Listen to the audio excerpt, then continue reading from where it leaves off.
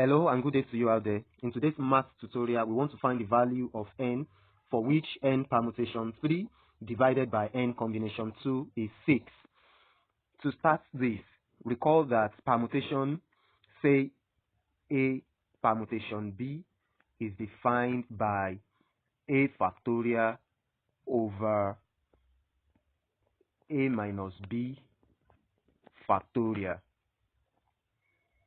While combination, on the other hand, is defined by, if we are considering A combination B, it is A factorial over A minus B factorial B factorial.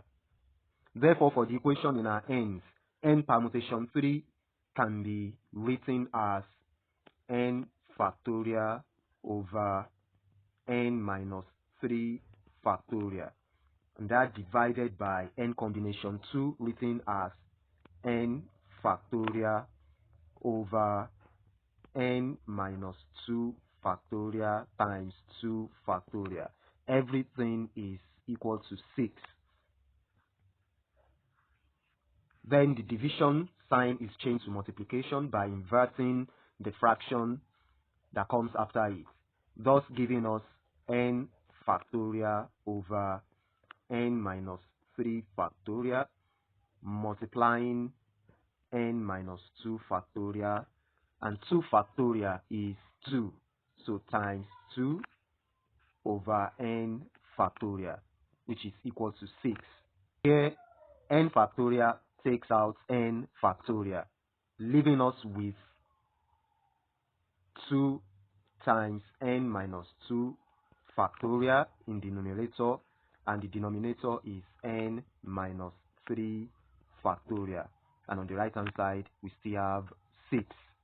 If you are yet to subscribe to this channel, please kindly do so now and click on the notification bell so that you don't miss out on any of our math tutorial. Now let us continue.